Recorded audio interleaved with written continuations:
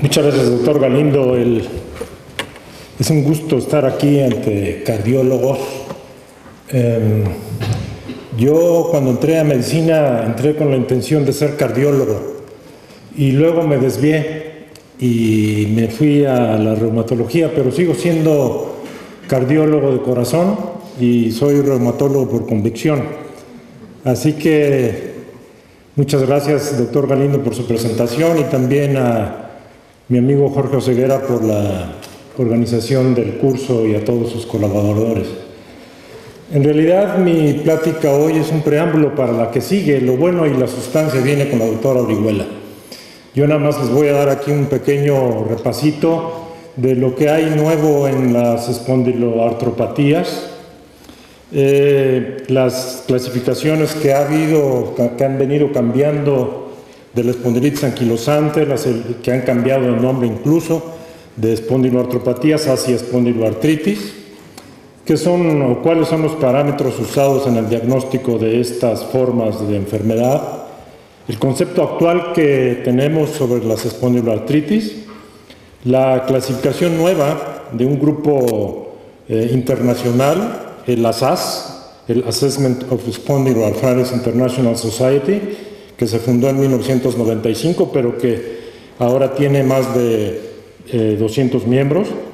Platicaré con ustedes algunos datos clínicos y radiológicos para recordar algunas de las recomendaciones también de la SAS y de EULAR, el tratamiento, y terminaré entonces con conclusiones.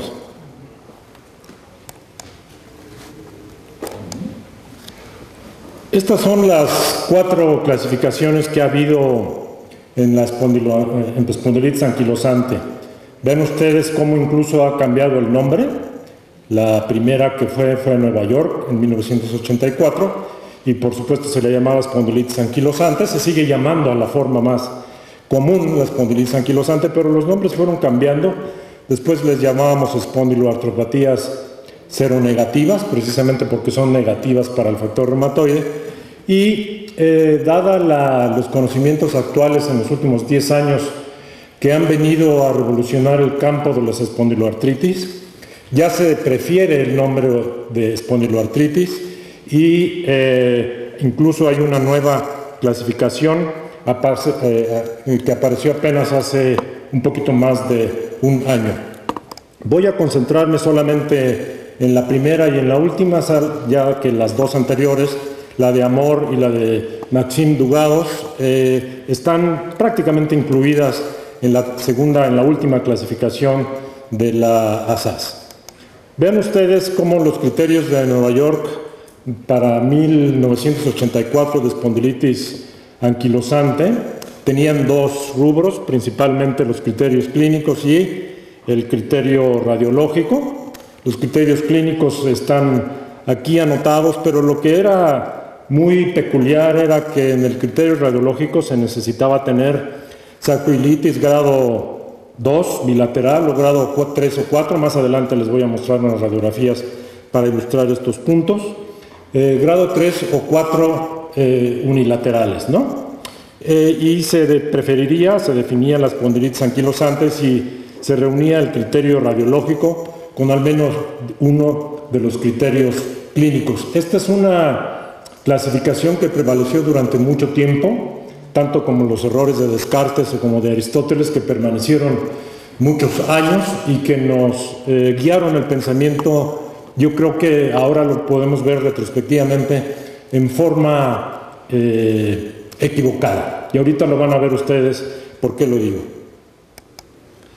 Los criterios actuales para el diagnóstico de espondiloartritis son los que están enlistados aquí: los síntomas, imágenes, laboratorio e historia del paciente.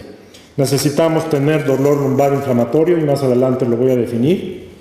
Puede haber oligoartritis, fundamentalmente periférica y asimétrica. Vean ustedes como esta paciente. Pueden también tener entesitis, es decir, inflamación de aquellos sitios en donde se une el tendón con los huesos, como en este caso la entesitis de Aquiles. Y por supuesto la uveitis anterior aguda, que es una parte componente de los síntomas extraarticulares de las espondiloartritis. La imagen es la sacroileitis bilateral, aquí en este caso grado 2 o 3, y lo que ha revolucionado mucho el campo es la imagenología, la resonancia magnética, que nos permite diagnosticar sacroileitis, incluso sinovitis, en etapas muy tempranas de la enfermedad. El laboratorio sigue siendo la velocidad de sedimentación y la proteína C reactiva el meollo de los asuntos, y la historia del paciente, en donde responden muy bien a los antiinflamatorios no esteroideos. Otro de los factores importantes utilizados ya en el diagnóstico son los criterios genéticos y el famoso HLA-27 del sistema de histocompatibilidad clase 1 y la historia familiar, que también tiene ya un punto muy importante en el diagnóstico. Hay otras enfermedades concomitantes que pueden ser infecciones urogenitales, predominantemente por clamidia, o enfermedades cutáneas como la psoriasis y las enfermedades inflamatorias intestinales, tanto CUSI como Crohn. Entonces, este es el concepto de espondiloartritis. La forma más común es la espondilitis anquilosante.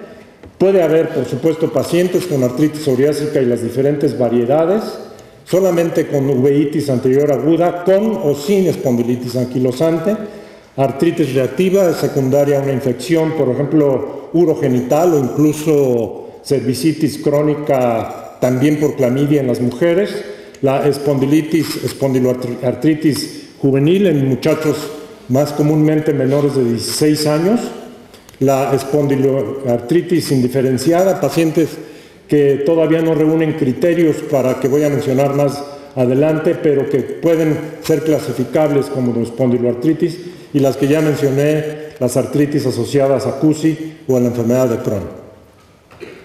Uno de los puntos muy importantes de la espondiloartritis es que pueden tener predominantemente dos tipos de afección.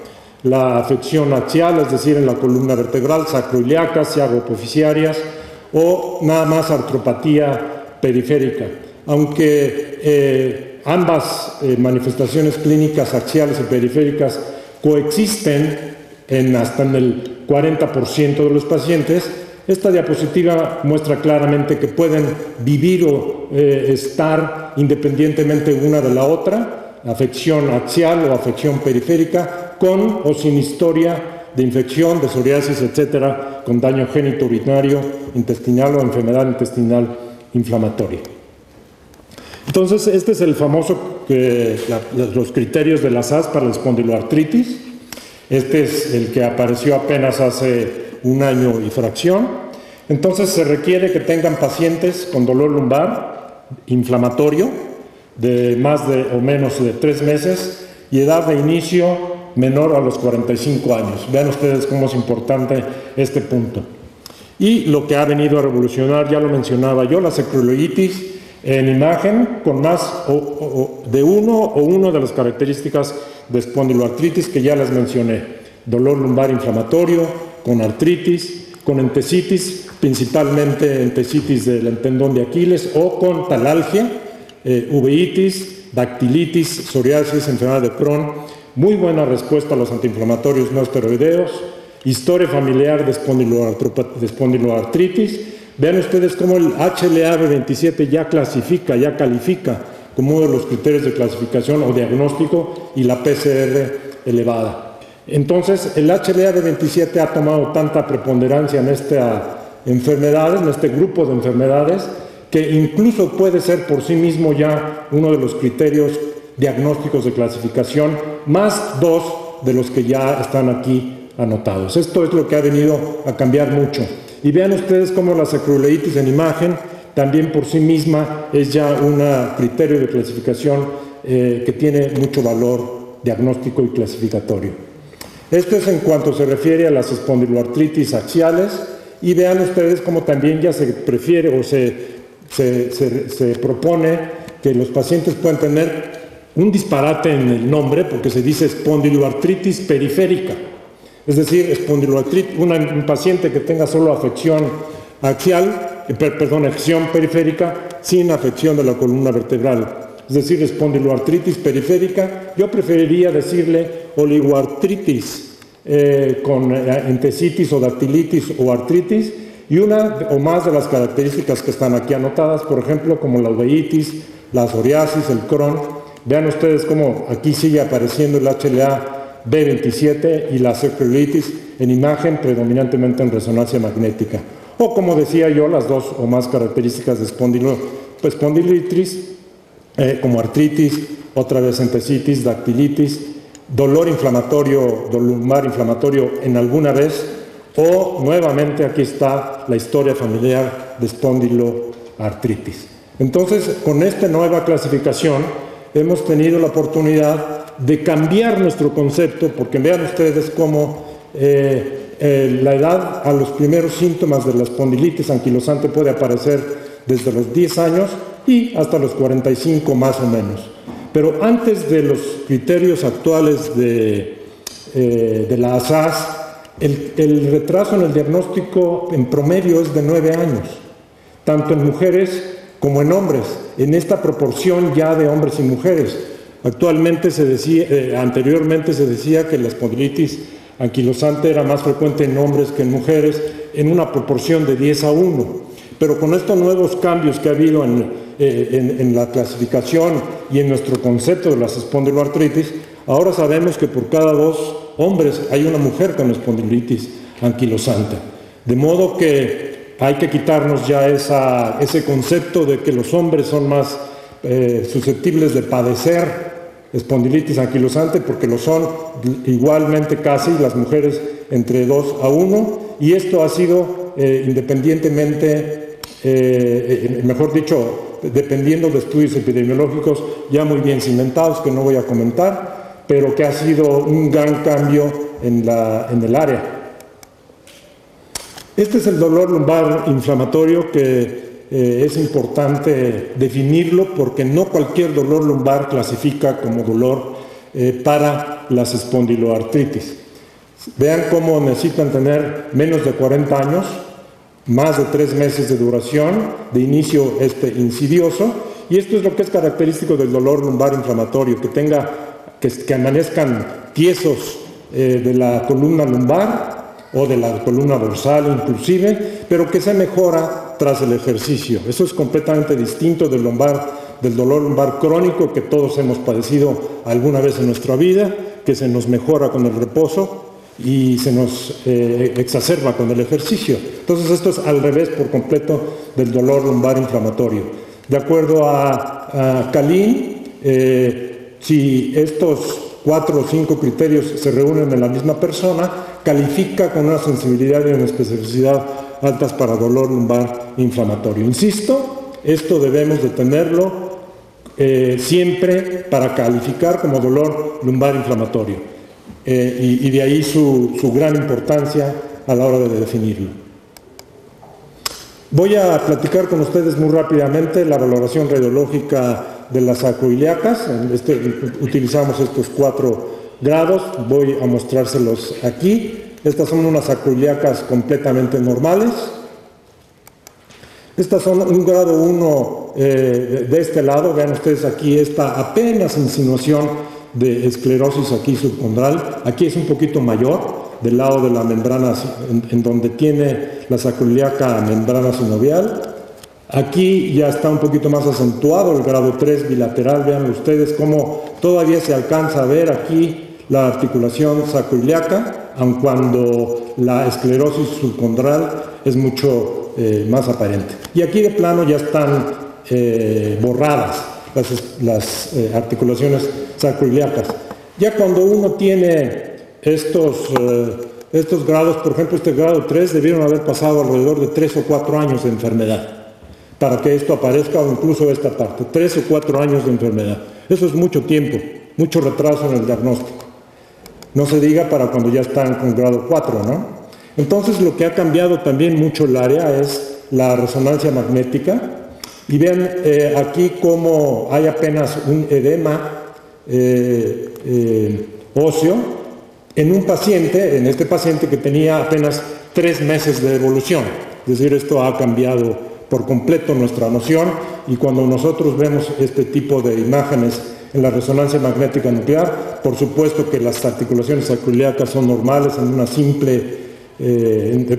placa simple de pelvis. Entonces, con esto es un criterio ya, como lo mencioné, diagnóstico de sacroiliitis, y si se reúnen los demás, bueno, pues ya estuvo la cosa, ¿no? Y aquí igualito, cuando aquí ya pues es bilateral. Entonces, el concepto tradicional de daño en espondilitis anquilosante, según el estadio radiográfico, vean ustedes cómo aquí pudieron haber pasado por lo menos unos 5 años, en donde hay dolor lumbar, sacroiliitis radiológica, en donde ya la reversibilidad es nula, con dolor lumbar y con los famosos sindesmofitos que han dado lugar a las placas en bambú, que ustedes mismos han conocido, y que muchos médicos esperan a ver una placa de lumbar con bambú para poder hacer diagnóstico de espondilitis anquilosante. Eso ya hay que quitárselo de la cabeza, aunque desafortunadamente, por supuesto, seguimos viéndolo. Entonces, el concepto actual de daño en espondilitis anquilosante es un estadio preradiográfico con dolor lumbar y sacroiliitis en la resonancia magnética. Para que no lleguemos a ver ya estos pacientes con mucho tiempo de evolución, vean cómo tienen contractura en flexión ya de las rodillas, con disminución en la movilidad de la columna cervical, y no se diga de este hombre con 15 o 20 años de evolución que no recibió tratamiento, en donde dicen aquí que no puede ver ni siquiera el sol.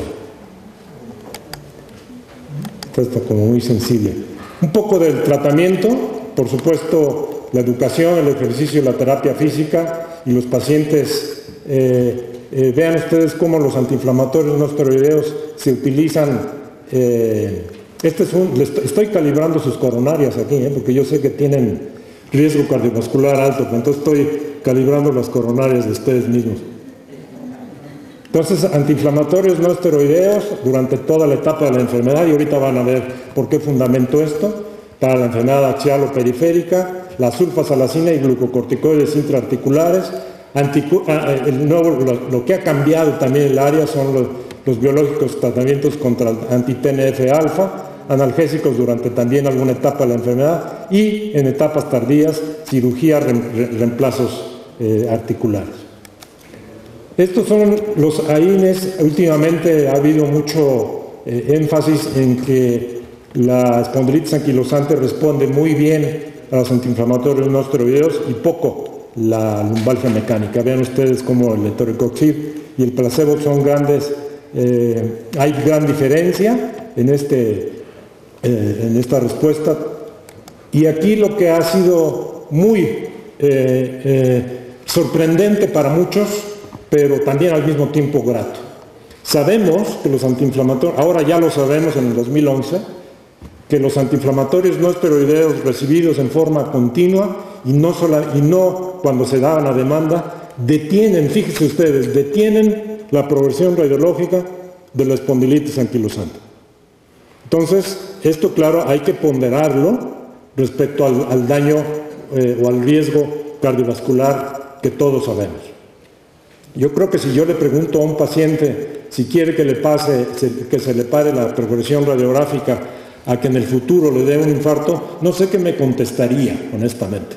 Pero habrá que verlos a ellos para saber, por ejemplo, la imagen que les presenté de ese paciente que no puede ver el sol. Yo creo que definitivamente optaría por un antiinflamatorio no esteroideo. Y lo que ha sido también muy sorprendente es que los fármacos inductores de remisión, como la sulfasalacina y la leflunomida y además el metrotexate, no son efectivos para el tratamiento a largo plazo de la espondilitis anquilosante. Entonces, afortunadamente, y para quien lo puede comprar, los 3 o 4 biológicos anti-TNF-alfa que hay disponibles son altamente efectivos para detener la inflamación de la enfermedad, no el daño radiológico. El daño radiológico no lo detienen los biológicos anti-TNF-alfa. De modo que los antiinflamatorios no esteroideos más los anti-TNF-alfa, los biológicos, por supuesto que son la piedra de toque en el tratamiento de los pacientes con espondiloartritis. Es importante, esto que está aquí, no son head to head, estos siempre han sido estudiados independiente, de manera que no sabemos cuál es mejor uno que otro. Yo pienso que son exactamente iguales, un anti-TNF como es el infliximab, etcétera, golimumab y tal. Son bien tolerados a largo plazo y siguen siendo muy efectivos, incluso 7 años después del tratamiento, para quien los pueda pagar, ¿no? Son $1000 al mes. Este es un paciente que tenía espondilodicitis antes del tratamiento con anti-TNF-alfa y unos 3 meses después, en donde ya desaparecieron las lesiones. O sea, son tratamientos verdaderamente efectivos, o 24 semanas después para la efectividad en la detención de la inflamación causada por las espondiloartritis. Entonces, mis conclusiones en esta mañana: las espondiloartritis son enfermedades con fuerte carga genética. En nuestro país, el 90% de los pacientes con espondilitis anquilosante son HLA-B27 positivos, como en todo el mundo. No hay otros genes, sin embargo, involucrados, es decir, el B27 por sí solo no explica la carga genética en las espondiloartritis. Por supuesto que el concepto de espondilitis, espondiloartropatías, espondiloartritis ha cambiado en los últimos 15 años. Es posible, por supuesto, y es muy deseable, hacer ya diagnóstico temprano menos de 3 meses. Entonces, si entre el auditorio hay médicos que sean de primer contacto, bueno, les tocaría a ustedes hacer este tipo de diagnósticos, porque los reumatólogos no nos llegan a estas tan tempranamente, pero es posible ya hacer el diagnóstico. Dolor lumbar inflamatorio más una resonancia magnética positiva. Buena respuesta a antiinflamatorios no esteroideos y al anti-TNF-alfa. Ambos grupos son fármacos modificadores de la enfermedad, que eso es algo que es muy importante de hacer énfasis.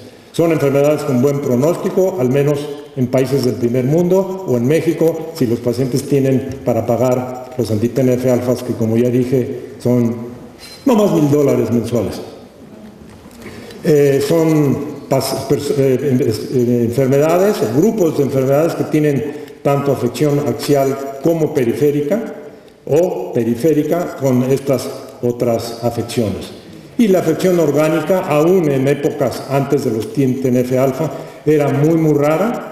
La afección del corazón, del pulmón y del riñón, que son raras, pero que aquí en la institución, precisamente por ser un poco de referencia, las hemos visto con más frecuencia, y por supuesto que es lo que ha dado pie a que afortunadamente me inviten a platicar con ustedes de un tema absolutamente reumatológico, pero que es, por supuesto, de gran corazón. Muchas gracias.